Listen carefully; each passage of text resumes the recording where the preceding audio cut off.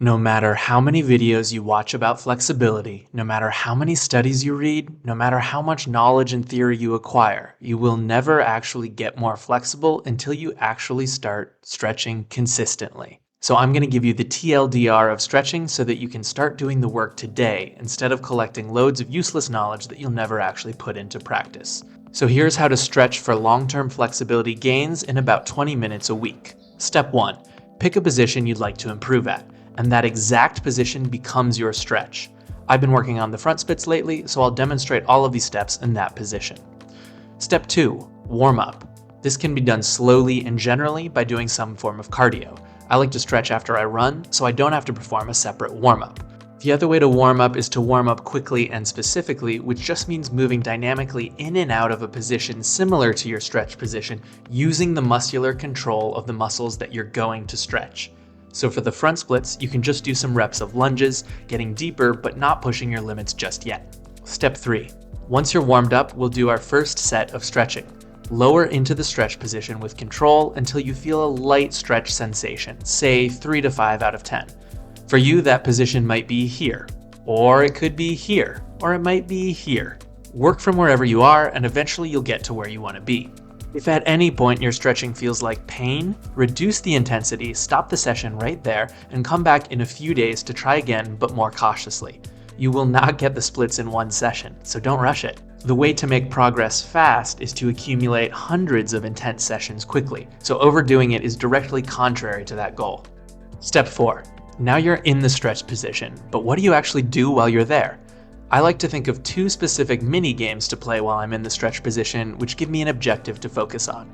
Minigame 1 is the Explorer. Explore the position, get to know it, push a bit deeper, then ease off a bit. Rotate your joints a bit to see what alignment feels nice. Try moving various different parts of your body which connect to those joints being stretched to see if you can change where it is that you're actually feeling the stretch sensation. If I lean forward in the splits, I feel more of a hamstring and a calf stretch. If I lean backwards, I feel more of a hip flexor and a low back stretch. If I turn my hips in and out, sometimes I find a little bit more space. The Explorer accomplishes 2 things. It relaxes our nervous system by giving it a wide array of new positions to become more comfortable in, and it helps us, over months and years, find positions that are more efficient for our unique anatomy.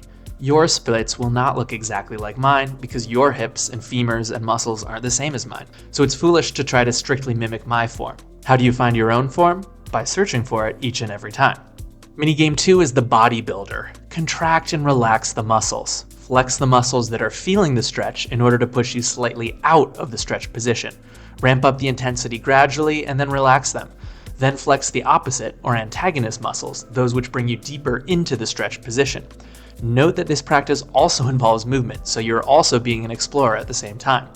The muscle activation also serves 2 purposes. First of all, you'll get stronger. Flexibility is just strength at the very extremes of your range of motion, and we want to build that. Second, by activating the muscles which work in opposition to each other, we train the opposite muscle's ability to relax into the stretched position. So during each rep of your stretch, be the explorer or the bodybuilder or both. Step 5. After 30 to 60 seconds, or whatever feels good to you, come out of the stretch position and rest for another 30 to 60 seconds. During this time, you can shake out a little bit, drink some water, stretch the opposite side if you did a one-sided stretch, or stretch a different part of your body, or just vibe out. Don't open your phone unless it's to log this in your training log and note down the sensations you felt during the stretch. Don't get distracted or your 5-minute stretching session will turn into half an hour wasted. Yeah, you. That's right, I'm looking at you. Step 6, perform a second rep, which means that we'll repeat steps 3 and 4, but with 2 key differences this time. With rep 2, we aim to really do high intensity stretching. So whereas last time we were feeling a 3 to 5 out of 10 sensation, now we're going for a 7 to 9 sensation out of 10. So it's gonna feel intense, uncomfortable, and if you're a chonky boy like me, you're gonna sweat and grunt. This is not yin yoga. Embrace the yang of actually working hard. And remember, a 10 out of 10 stretch sensation feels like it's your limit, but it is not pain. Do not push through pain. The second difference is that we're aiming to get as deep as we possibly can today. This is not the same as the deepest you've ever gotten. Over the weeks and months, you will definitely get deeper than you've ever gotten, but the progress will not be linear, and you need to respect that. If you're hitting a 10 out of 10 stretch sensation, but you're not as deep as you were last time, that's okay. Just go as deep as you can today. Over time, the trend will be in the right direction. But on the same token, actually push it. If it doesn't feel hard, you're probably not getting as much stimulus as you'd like to. We're doing all the same motions and techniques as last time, so exploring and bodybuilding, but more forceful, with more intention, and really trying to push and breathe into the sensations. After 60 to 90 seconds, just about when it's starting to feel like too much, relax out of it. Pat yourself on the back for actually doing something and not just thinking about doing something, and then rest 2 to 3 days until you feel properly recovered to come back and do it again. Pick 1 to 2 positions you want to get better at. Yes, you could pick more, but it will take more time and then give you more to recover from, so you're less likely to actually follow through. So start with 1 to 2. Practice these positions exclusively for at least a month, after which you can start breaking down the positions and focusing on your weaknesses or bottlenecks, such as the hip flexors or the hamstrings when you're doing the splits.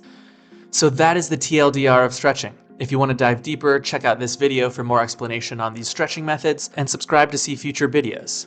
Click the link in the description to join the waitlist for my upcoming flexibility program, which dives deeper into these principles to give you all the tools you need for a lifetime of achieving your flexibility goals.